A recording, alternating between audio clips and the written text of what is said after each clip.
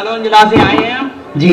गुरु जी एक बात पूछना चाहते हैं आपसे कि आप सनातन धर्म को एक करने के लिए इतनी मेहनत कर रहे हैं, तो वही जो हमारे संत हैं, बड़े बड़े संत हैं, वो आपस में मतभेद और टकराव करके समाज में भ्रांतियां फैला रहे हैं, इस बारे में आपका क्या कहना गुरु जी? देखो, पूर्ववत भी हम बोल चुके हैं, पुनः बोल देते हैं। सनातन धर्म का उत्थान विवाद से नहीं, संवाद से होगा। देश के सभी संत महंत आचार्य महापुरुष मतभेद ठीक है, लेकिन उसको समाज के सामने लाना निश्चित रूप से सनातन की हानि है। हमने वीडियो के माध्यम से अपील की थी, अब संत लड़ने के लिए नहीं, एक साथ होने के लिए आगे बढ़ें और एक मंच पर साथ साथ खड़े हों, ताकि पूरे विश्व में ये संदेशा जाए सनातन जैसी एकता कहीं नहीं। तो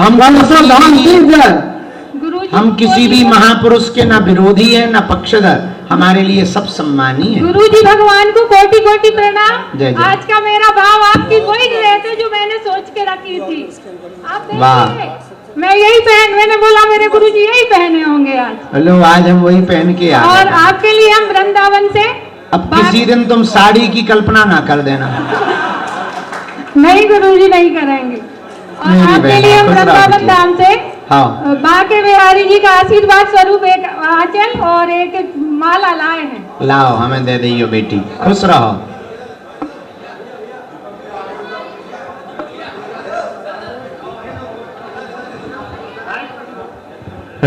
गुरु जी, हर्षित तिवारी नाम है, न्यूज टाइम का पत्रकार हूँ। सवाल मेरा ये, जब आप सनातन हिंदू यात्रा निकालते हैं तो कुछ मुसलमान उस पर टिप्पणी करते हैं, जैसा कि आप जानते हैं कि हिंदू पद यात्रा निकाल रही है, कैसे उल्लड़ करे, तो मुसलमान लोग भूले हैं, तो उसी पर एक सवाल। देखो, कोई भी हमारा विरोध कर रहा, उनको हम धन्यवाद देना चाहे। एक बात बोलें, केवल आपने तो कुछ मुसलमानों की टिप्पणियां देखी, हमारा तो मन तब से स्तब्ध है जब से हमने अपने ही हिंदुओं की हम पर टिप्पणियां देखी। तो आपको निश्चित रूप से बुरा लगा होगा, पर उसमें हमें लगता है आप मीडिया वाले हो तो ऐसा कर नहीं सकते, यदि कर सको तो सेम टू यू बोल देना। बाकी हमें किसी से प्रति लड़ना नहीं है।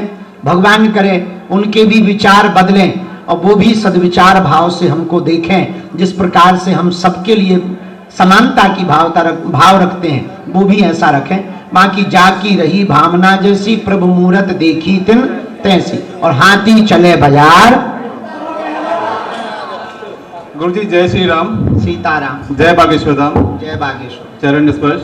खुश रहो। ये नेपाल में अभी जो इतना हुड़दंग चल रहा है और अभी भी चल ही रहा है, के प्रश्न ऐसे हो जिसमें राष्ट्र का भला हो, आपके प्रश्न ऐसे हो जिसमें सनातनियों का भला हो, आपके प्रश्न ऐसे हो जिनके उत्तर आज का समाज या जिसे कहते जी जनरेशन पाना चाहता, उन तक हमारी बात पहुंच सके।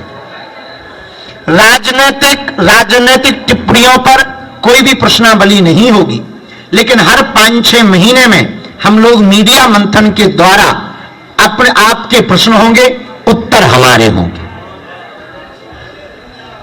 तीसरा बिंदु, आज आपको प्रमुख रूप से इसलिए बुलाया गया, मीडिया मंथन का जो संवाद रखा गया,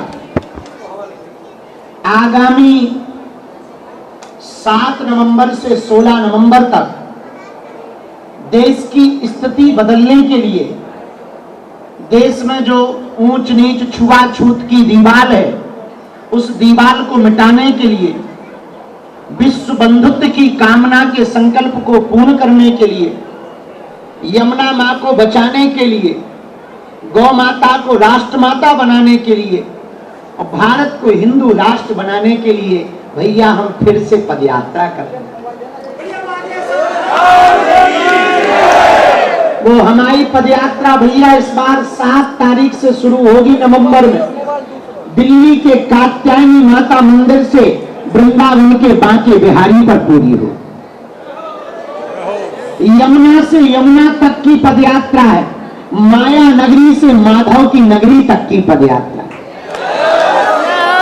पदयात्रा 3 प्रदेशों से गुजरेगी, दिल्ली, हरियाणा और उत्तर प्रदेश। इन तीनों प्रदेशों से 140 किलोमीटर तक की यात्रा करेंगे। लाखों लोग मिलेंगे, सबके साथ इस पदयात्रा में हम पुनः पैदल चलेंगे और हिंदुओं का सड़क पर उतरना जरूरी है। उसके पीछे ताकि सामाजिक समरसता हो, भेदभाव मुक्त भारत हो, हिंदुओं में एकता हो और हमारी यमुना महारानी बच जाए, निर्मल हो जाए, ताकि उनका जल फिर से बांके बिहारी पर चढ़ने लगे।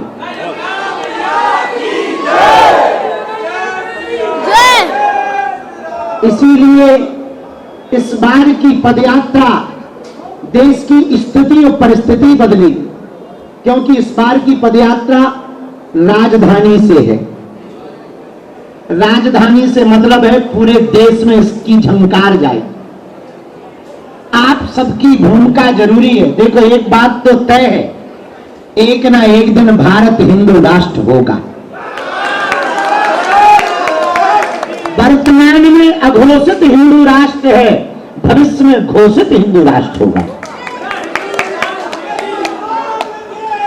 भारत जिस दिन हिंदू राष्ट्र घोषित होगा, उस दिन एक बात तो तय है, आप लोगों की भी भूमिका हमारे साथ होगी। तो आपकी जब पीढ़ी आएगी, नाती पोता होंगे, तो वो भी कहेंगे कि जब गुरुजी पैदल चले थे हिंदू राष्ट्र के लिए, तब हमारे दादाजी भी उनके संगे मीडिया वाले बनकर गए थे। एक अमिट, एक ऐसा नाम आप पीढ़ी दर पीढ़ी के लिए देकर जाएंगे, जो आपके लिए तो बहुत महानता का प्रतीक होगा ही, इसके साथ देश के लिए भी जरूरी है।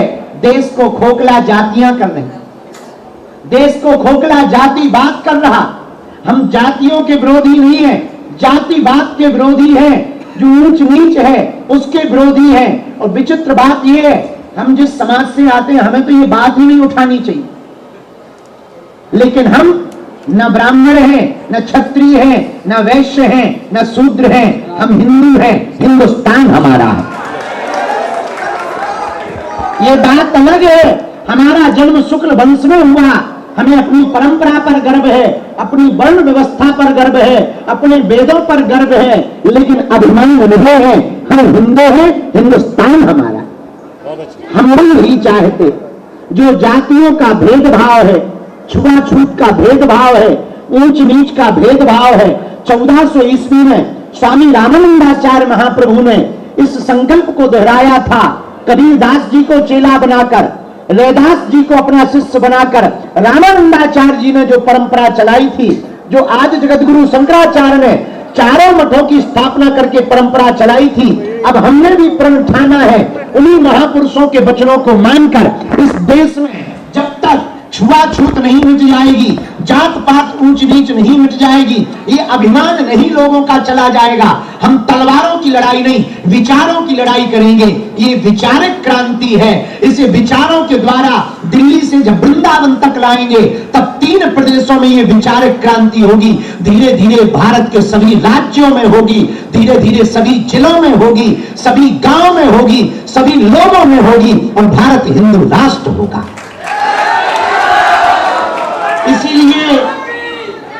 इसीलिए हम दिन रात भैया अपना धाम छोड़कर, नींद छोड़कर, भूख छोड़कर, अपने कार्यों को छोड़कर, कथाओं को छोड़कर पद यात्रा कर रहे हैं। भैया हमारे साथ ना तो कोई है, ना तो हम किसी पार्टी के लिए कर रहे हैं, ना किसी पार्टी को जिताने के लिए कर रहे हैं। ये पदयात्रा सनातनियों की है। जिस पार्टी में सनातनी है उस पार्टी की है, न ये किसी नेताओं की यात्रा है। भैया इस देश को हिंदू राष्ट्र बनाने के लिए एक ही रास्ता है। पूछो क्या? साधु संतों का कमंडल और बागेश्वर धाम का सुंदरकांड मंडल।